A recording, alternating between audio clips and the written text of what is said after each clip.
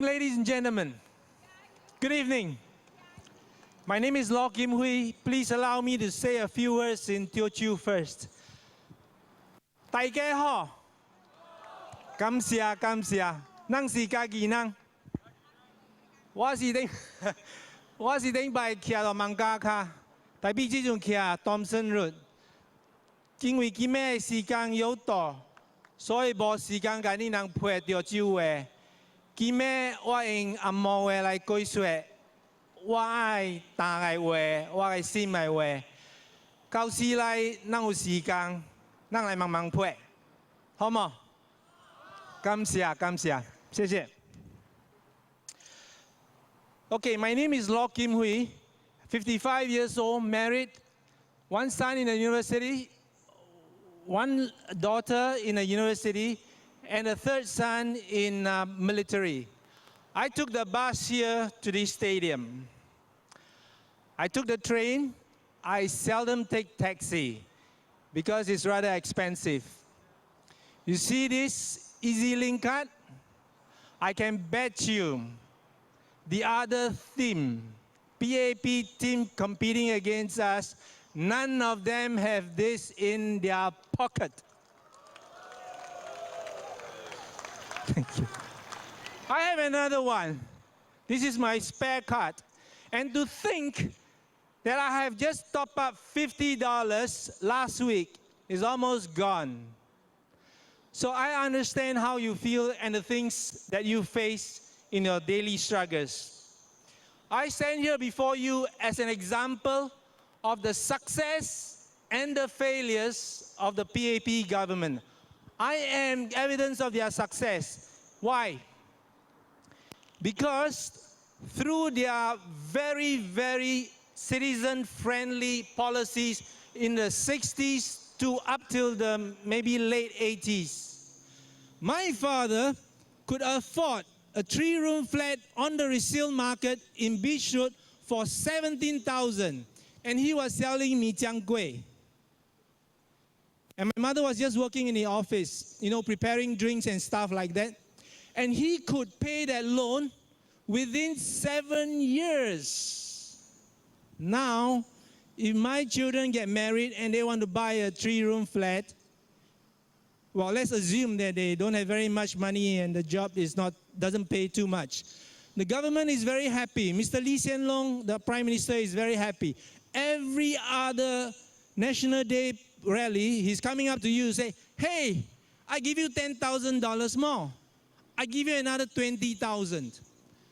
You know, every time I hear him say that, I just can't understand that he doesn't understand the irony of what he is saying, what he is doing, using our tax money to promote that his government and his party is very caring.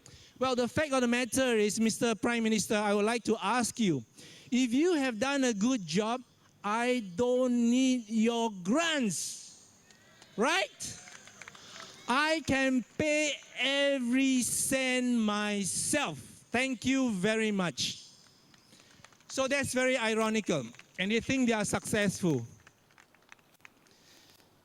And I think that's why we think that they are on the verge of failing us. The reason why they are failing us is that if you look over the last 30 years in particular, what they have done are two things to grow the economy. Number one, add laborers, put in more hands. Of course, when you add machine and labor, your economy will be bigger. Number two, build more shopping centers. What, T5, T4? Yeah, as many as possible, because when you build more and people spend, they will grow the economy naturally. So they just do two simple things and do it too much. This is what we call maybe a two-trick pony.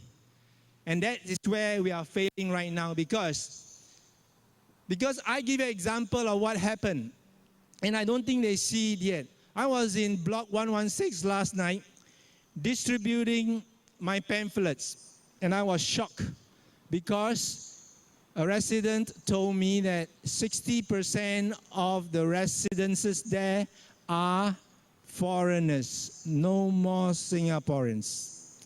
How can that happen if they are successful? Anyway, I'm going to talk about two issues as the old man of the team and a PMET. I will talk about jobs and number two, retirement adequacy.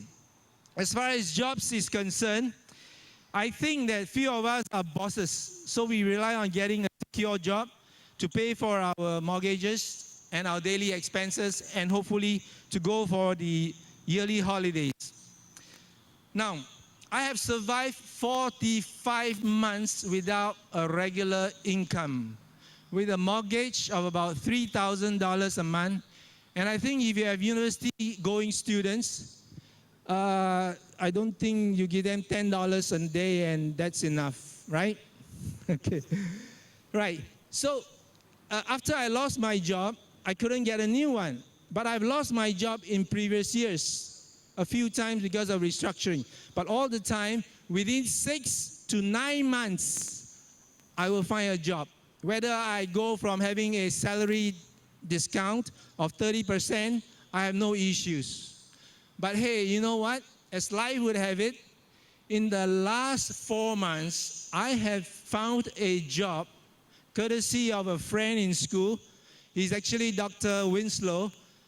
And he said that, Lord, thank you for speaking to me and wanting to volunteer to help him in his voluntary and charity business. But we really need someone to help our psychiatrist for data entry. And this is what I've been doing for the past 4 months. No CPF, no insurance, no medical, no leave. Just a daily rated worker. And they say that we complain and we want too much, that our salary, we must have it high. Otherwise, we won't work. Is that true? No, it is not true. We are very practical people. Singaporeans are realistic. If you bo hair, you understand? If you have no fish, well, you take the streams or the sotong. So I think it's not true what they say. So as you can see, while we Singaporeans, PMETs, are feeling down and going down in terms of the money we earn, the salaries we draw, you can see the number of foreigners numbers coming up, up and up. And what else goes up? The price of your flat goes up. Your living expenses goes up. Your medical expenses goes up. So while we go down, all these things are going up. Is it fair? Thank you. I don't think it is. Now, to those who are younger than us, if you are in your 30s, please don't imagine that this doesn't concern you. It does concern you. You know, in your workplace, how many foreigners are taking over your colleagues' jobs? Just remember, don't say it won't happen to you because it hasn't happened yet. It may happen if we don't put a stop to this policy that they are so intoxicated with. So I think we must have opposition MPs, not just from SPP, but from the other parties whom you think are credible, and to put a stop to say that Tashfa and no more. I'll give you an illustration. When I came, I was at my mother-in-law's place this afternoon. I took number 31. That's the bus that comes here and I liked over there. I could have taken number 32. And this is what the PAP is doing. Oh, you know, you hop on bus 32 and it's a wrong bus. It's still feeling very comfortable, very cool. They say, okay, we will slow it down. We'll slow down the inflow of foreign talents, etc. But hey, if you are going on the wrong direction, you must stop, get off, and change direction. Change your bus number so that you could get here on time. This is what we hope we can do as opposition members. And in that process, I'm sure it'll be easier for me and people like in my position to find a job. Next, retirement adequacy. You have heard of the sandwich class. Well, we are the sandwich generation. Besides being PMET at our age and those about 40 or so, we are sandwiched between our parents and our children because we got to pay for our children, their expenses, their education, and we have to pay for our parents. Like my case, my father just fell down, and now we can't look after him at home. We send him to the elder care, and it's extra money. And in the process of all this, we have to have enough for me and my wife to retire on. So we are squeezed very tightly in between. I think you understand what I'm saying, and I think you are facing that situation. So therefore, we ask ourselves, how can it be? Because for 50 over years, our CPF is managed by no other government than the PAP government. If they are so good and so talented, why are we short on retirement funds? Do you know that more than 75% of Singaporeans do not have the retirement minimum fund of 160,000 my year or above, okay, 160. They don't have enough, and they call themselves talented. Now, what can be the reason? There could be three possible reasons. When you deal with money and accounts, you must remember one thing. You pay interest, credit, and you pay your other expenses, medical and mortgages, debit. So, three possible reasons why our CPF savings are not enough. Could it be, number one, that our CPF interests are too low, 2.5%? Number two, could it be that we are paying too much for our houses, 5 times our annual salary? That is the average price of your HDB flat. Number three, could it be that those people who are managing our CPF, the GIC, and I suppose the Temasek holdings as well, are they not as talented as they claim to be? Let me explain why on the third reason. I have done a research on the global pension fund, which has about $1 trillion from the, by the Norway government. Their average returns, and every cent of this return goes to every single Norwegian. It's 5.8%, every cent, all right? Now ours, we only get 2.5%, 3 here and there, and then another 4% for the special accounts. So on average, we are getting about 3%. Now GIC is making more than 5%, so it's quite reasonable. They get 5%, Norway gets 5.8. Not too bad. But the performance is 20% higher, okay? 5.8 upon 5 is 20% higher. But they are getting 5.8 and we are getting only 2.5 and 3%. What's happening? Why are we not getting the money when we are putting up 100% of the investment money? Something is wrong. Therefore, I think we must not let this happen to our children. We must demand for more. It cannot be kept with the government. It must be returned to us because it's our money they used to invest, and we must have every cent back. Do you agree? Thank you very much. So then I'll move very quickly to our possible solutions. It's not possible for us at this time to discuss policy issues and big ways of doing things. I have 2 ideas to solve these 2 big problems. Jobs for Singaporeans. I think that many bosses want to employ people like me, but they cannot afford to pay. And if they employ me, they say, yeah, you know, after a while you will leave when your higher salary comes along. So I intend to set up a registry. If you are a PMT, you are prepared to work for lower pay, we form among ourselves a group. and we combine our strength and say that, hey, bosses, if you want to employ someone with experience and very hardworking and very good, but prepared to pay and accept lower pay, then come to us. I think we should be able to get more jobs in the meantime while we wait for policy to be changed.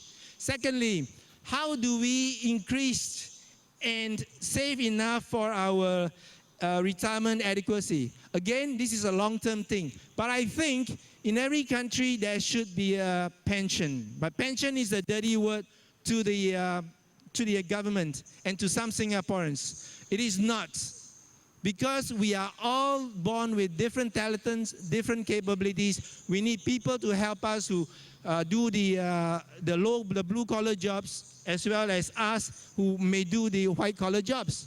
So we must combine and try to help each other. Now in Taiwan, they have a pension, and I have already researched, and they pay about between $110 to $220 a month, regardless of your wealth, whether you are owner of properties or what have you. You get about $110 to $220. Now, even for that, it's quite a lot for them. But because the government in Taiwan is not as rich as the government in Singapore, they are having some problems. So my suggestion is we should have a basic supplementary allowance for every Singaporean above the age of 65. I think it's not too much, right? Now, how much would that cost the government? We have about 370,000 citizens above 65 at this point in time. If you multiply by 200, it will cost about less than 900 million. Where do you get this 900 million? I will tell you. Part of it should come from the PA's budget, People's Association. Do you know that this year, they increased the budget by 500 million. For what? To look after their RCC people, to look after their GRO people, the grassroots, in order that they can go for holidays and have more functions, more dinner. Let's take that and give it to citizens who need. Idea number 2, this one you should ask Mr. Ng Eng Hen. Mr. Ng Eng Hen is the defense minister. His budget was increased by 16%. 16% is about 1.6, 1.8 million. Why can't he say, hey, cabinet members, I think we just increased by half, and the other half, which is about 900 million, let's give it to the people of Singapore who are above 65. $200 each for a start. Is that too much? No. So if you meet him, please ask him that question. Okay? Now that's just the inkling of what is possible. We have ideas. And if you elect us, we will hear what you have to say, and we will speak up for you in Parliament. Please vote for SPP. Thank you. Thank you.